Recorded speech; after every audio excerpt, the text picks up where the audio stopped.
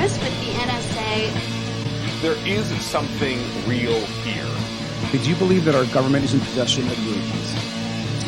Absolutely, based on interviewing over 40 witnesses over 4 years. And where? I know the exact locations, and those locations were provided to the Inspector General and some of which to the intelligence committees. I actually had the people with the first-hand knowledge provide a protected disclosure to the Inspector General. Biologics came to some of these recoveries.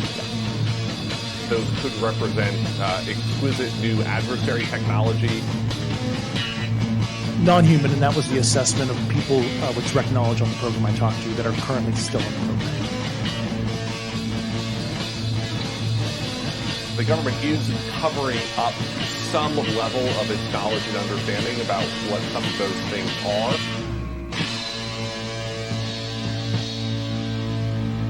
The Soul Foundation, which just announced a new initiative for UFO research and policy. It's nuts, man. I mean, we're just small-town buds who saw a UFO in the woods. I mean, now we're hanging out with the government. Wow. What floor were you guys on? Good evening, everybody. Welcome aboard. This is another live edition of Anomaly-NOW, straight out of Austin, Texas. I'm your host, Smiles Lewis. This is the weekly live news roundup show for the 501c3 nonprofit charitable community organization, the Anomaly Archives, aka Scientific Anomaly Institute. And let's dive right in. You probably are aware that you can go to our website, anomalyarchives.org, and find out more about us there. We have links to past episodes, past events, both in person and virtual, as well as information about our 7,000 plus item collection. That's over 7,000 books in our collection, thousands of periodicals, digital files, paper files, all kinds of stuff. And we are just part of that wave of folks who recognize the value in preserving UFO and anomalous science-related history. Thank you so much for joining us. You can find a link at the website over to our Flipboard, where almost all the links I'm going to cover tonight can be found. We have a ton of news for tonight's show, and of course there is a huge archive over at the Flipboard of the thousands of articles that have been flipped there over the last many years. And yeah, I was just going to run down some of these that I've posted since last week, as well as some other items. You know, in talking about the alleged apparent connection between nuclear weapons, nuclear facilities, nuclear material and under military governmental control, and the connection to UFO sightings, UAP, UFO close encounters, as much as I've tried to give a balanced perspective on that, I tend to have been leaning into the skepticism of, well, maybe it isn't really a known or verifiable connection, despite some interesting papers that we talked about last week and other people's research that seems to indicate that, yes, indeed, there is a connection.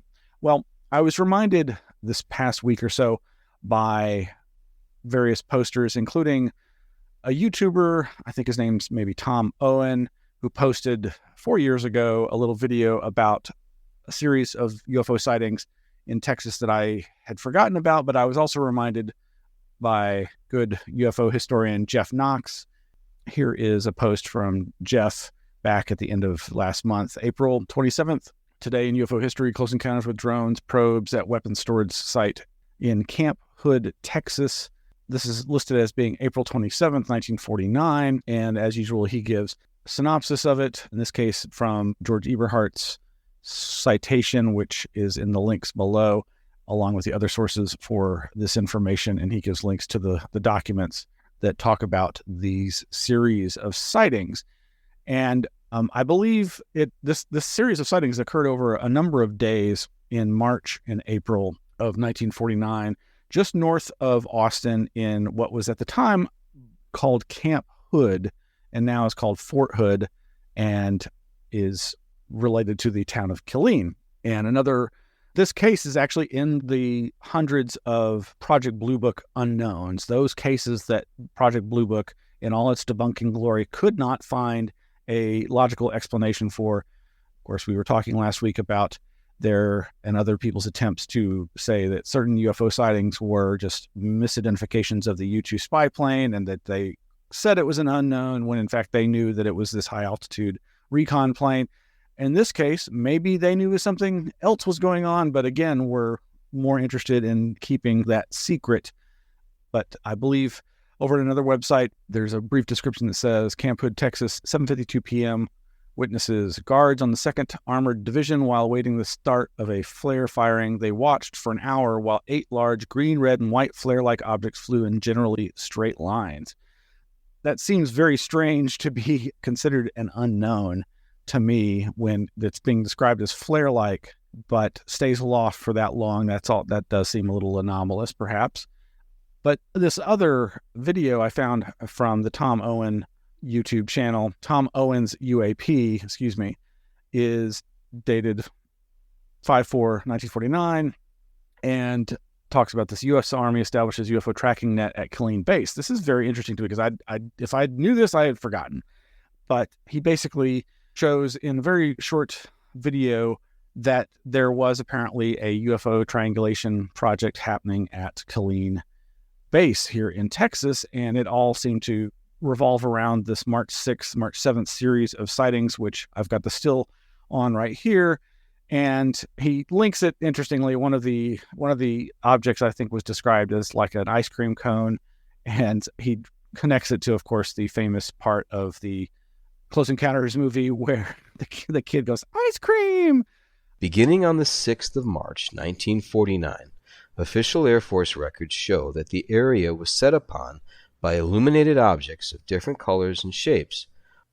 Donald Kehoe and the Project Grudge predecessor to Blue Book investigated to find no simple explanation. On the 27th and 28th of April 1949, several Army security patrols sighted a variety of strange lights. These were reported as slow-moving and changing color from white to red to green. One had a red blinking light, and another was described as a cone-shaped affair, trailing in the rear, similar to one seen and reported the prior day. This configuration would later be reflected in the 1977 Steven Spielberg film Close Encounters, with young Barry calling out ice cream as the trailing UFO passed over him on the road. By May the 4th, 1949, the U.S. Army had established a UFO observation and triangulation network at Killeen Base. In his 1956 book, Ed Ruppelt referenced this early UFO network by incorrectly claiming that the Air Force had killed the Army plan to establish it. He repeated the word killed 4 times in the paragraph, which many analysts found odd. You can read this here on pages 57 to 58 of Ed Ruppelt's The Report on Unidentified Flying Objects. Pause the video if you wish.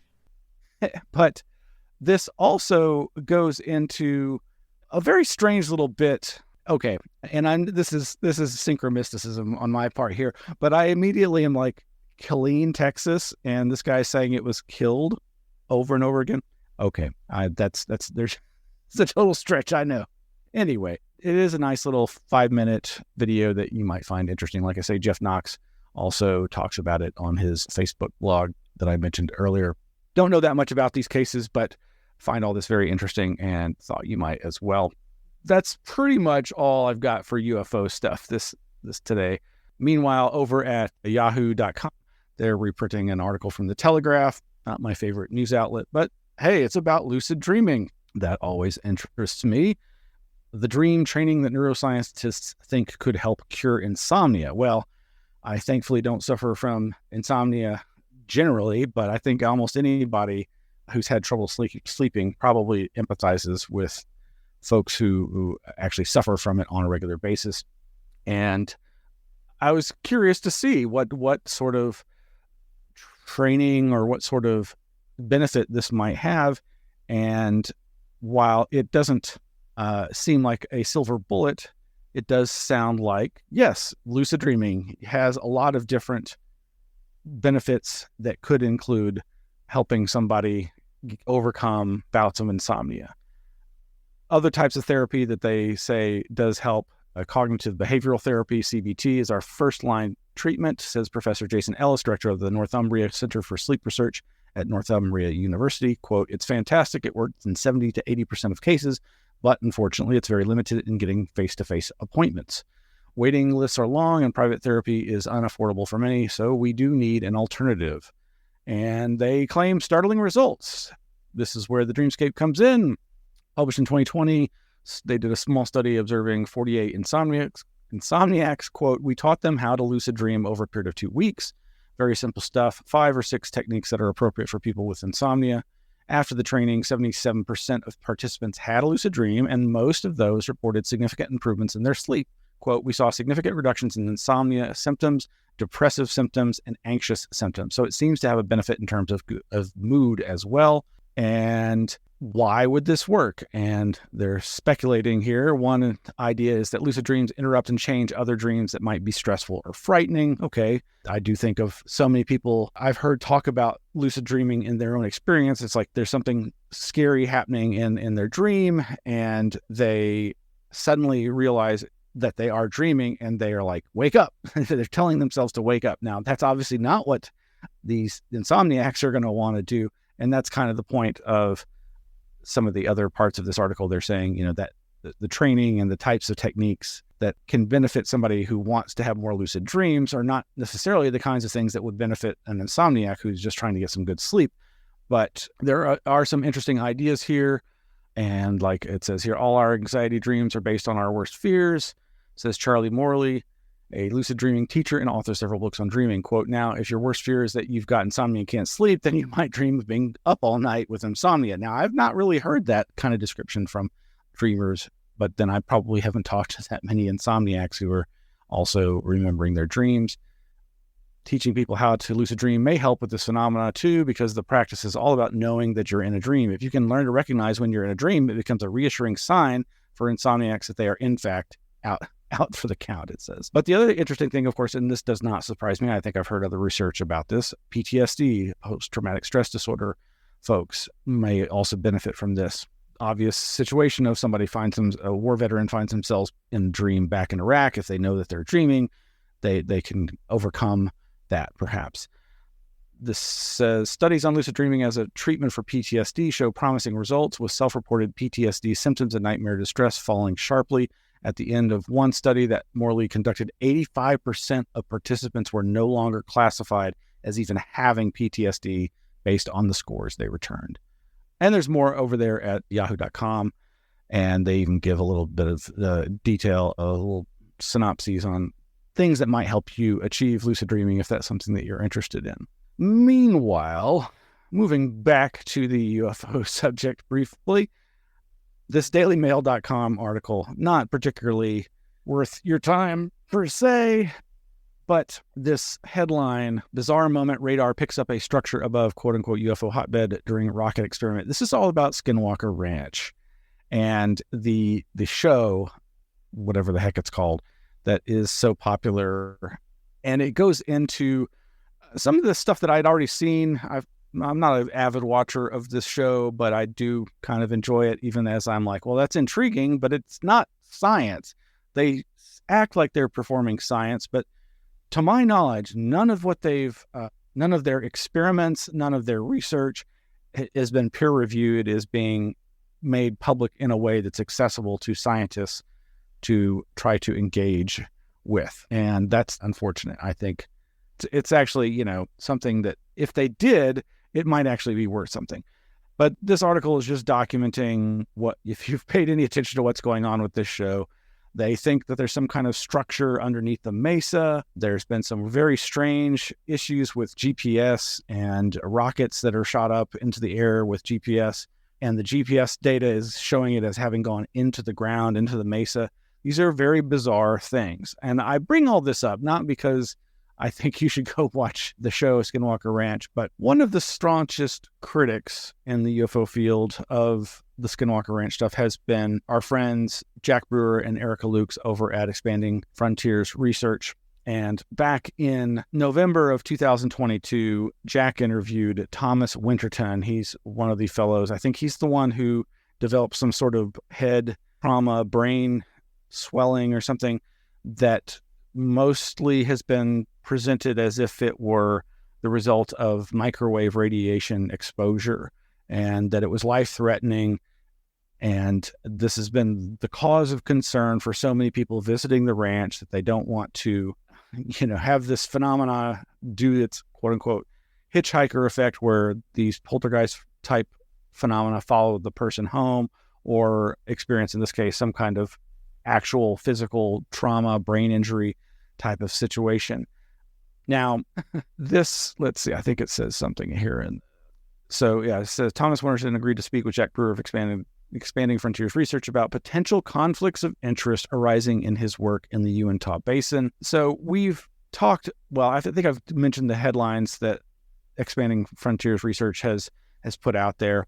And those include their getting Freedom of Information Act requests, or rather the Utah state version of that, regarding a local county there that has been putting up money for the Phenomenacon. And sure enough, about 6 days ago, Jack posted to the EFR website, expandingfrontiersresearch.org, Phenomenacon contracts enrich select speakers. And this is basically one of their approaches. EFR is criticizing Skinwalker Ranch and the people around it, is that they're promoting this pseudoscience oriented event and the alleged phenomena at Skinwalker Ranch, and that they're enriching themselves through conflict of interest type contracts with the local county.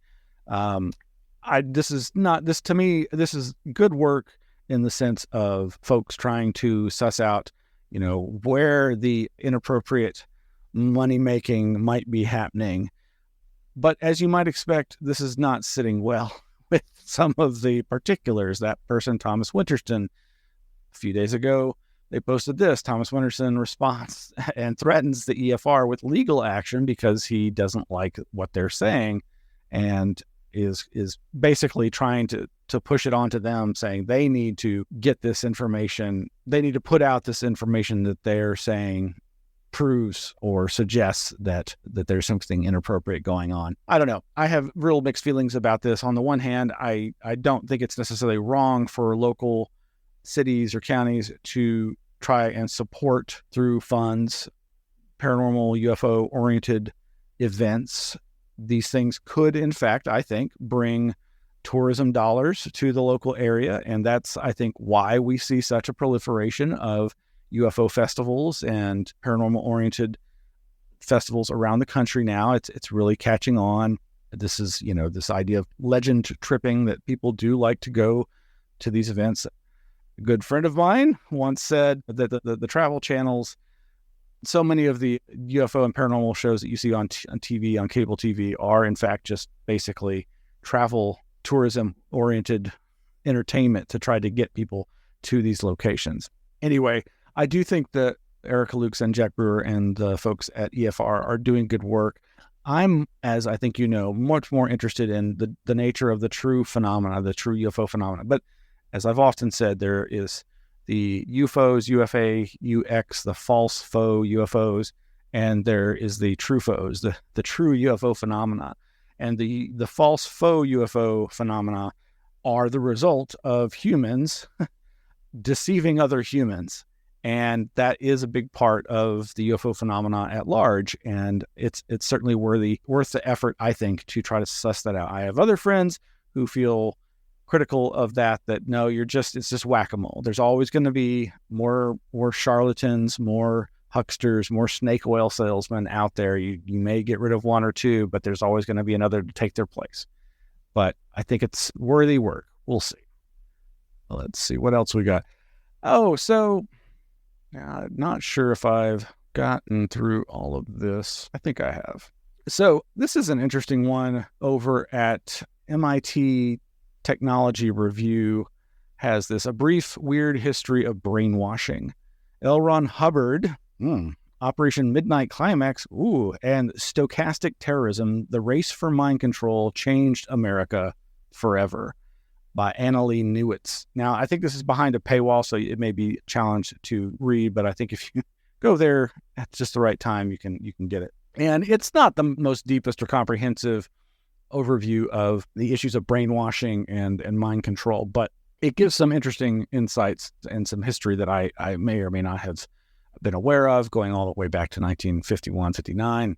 There's some stuff in here, though, that is kind of interesting if true. And let's see, when a senator asked about Hunter's work for the OSS, the operative boasted that he was the first to, quote, discover the technique of mind attack in mainland China, for the first to use the word brainwashing in written language, and the first, except for the Chinese, to use the word in speech in any language.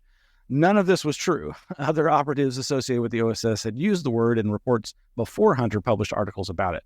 More important, as the Chinese University of Hong Kong legal scholar Ryan Mitchell has pointed out, it's a link there to a made in China journal.com.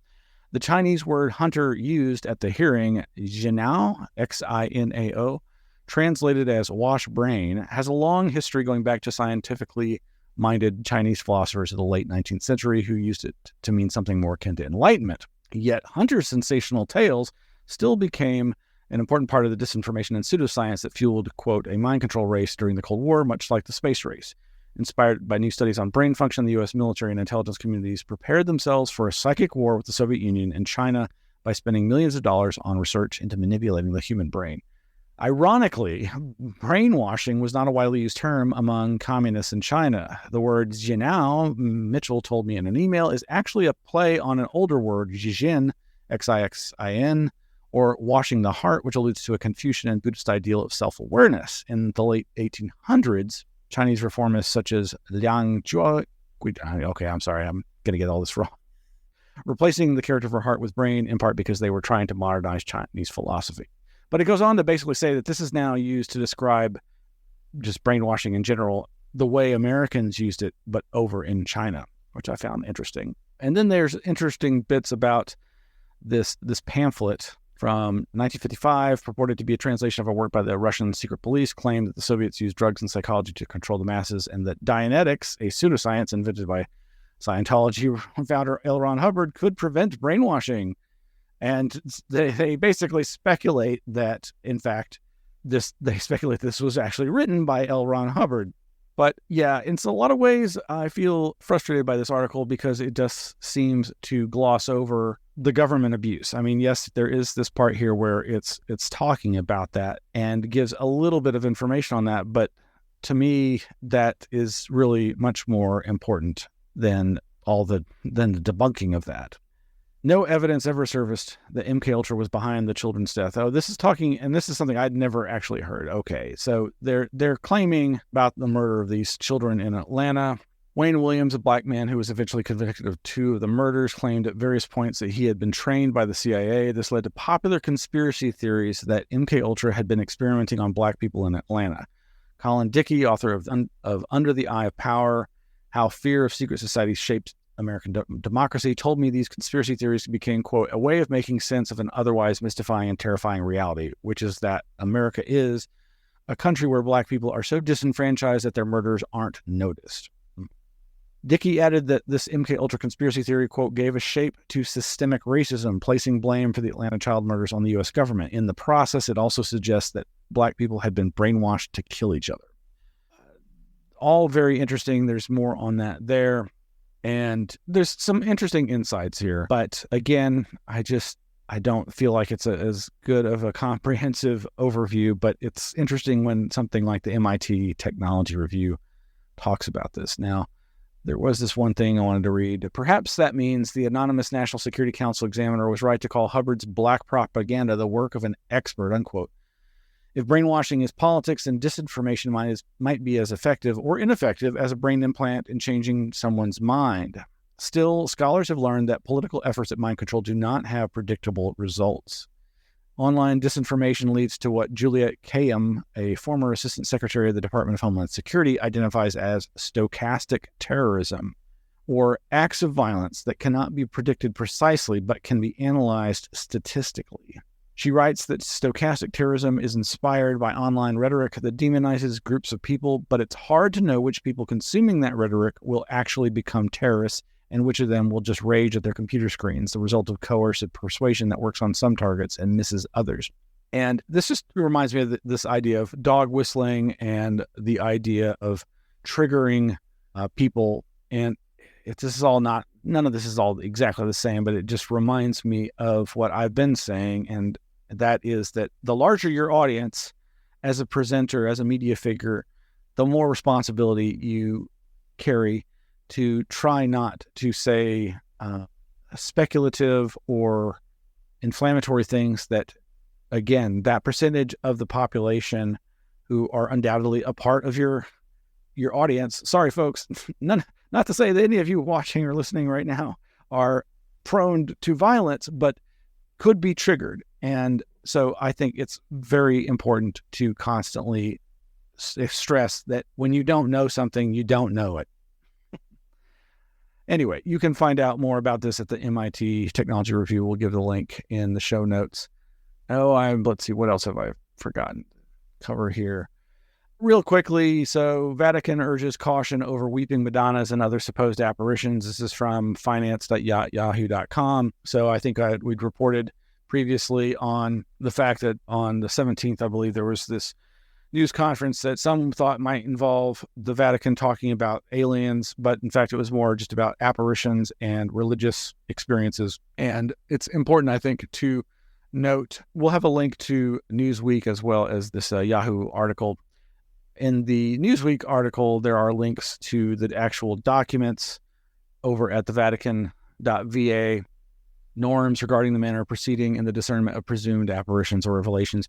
And as these articles stress, no, there was no talk of aliens. It's strictly trying to talk about the interpretation of religious, spiritual-oriented experiences. Not to say that there isn't an overlap from a perspective that we're coming from, but just important to note that the Vatican did not, in fact, talk about aliens and UFO, UAP phenomena.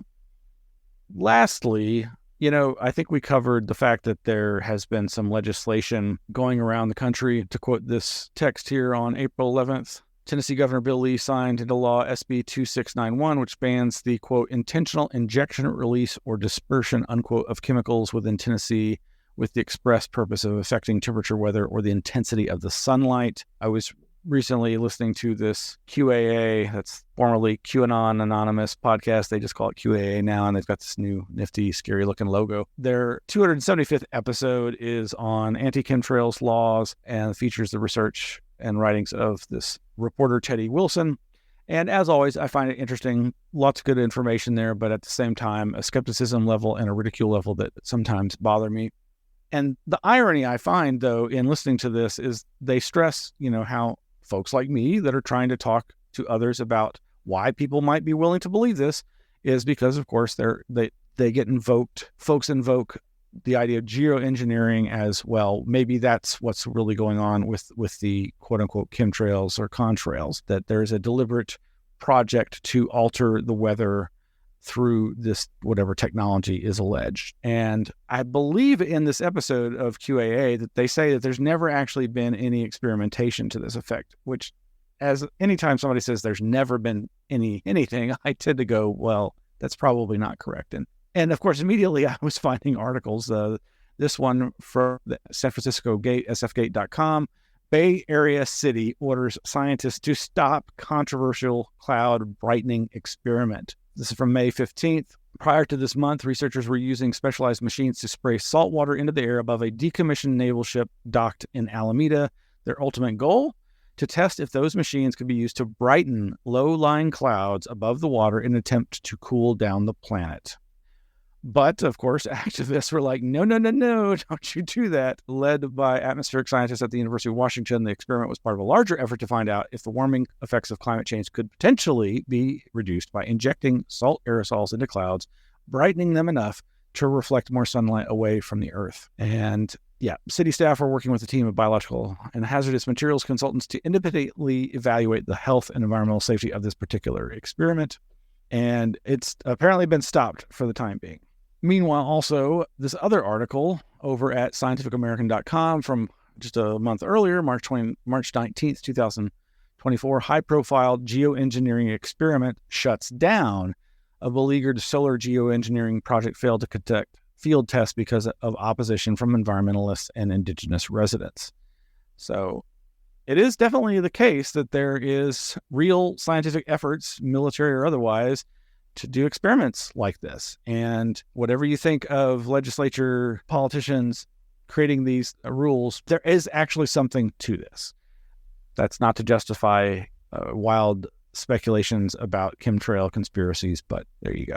All right, folks, that's going to be it for tonight. Thank you for watching. Really appreciate you all tuning in, and we'll see you next week. Stay tuned. Keep watching the website. There'll be more updates on some interesting projects coming up soon. Thank you. Good night.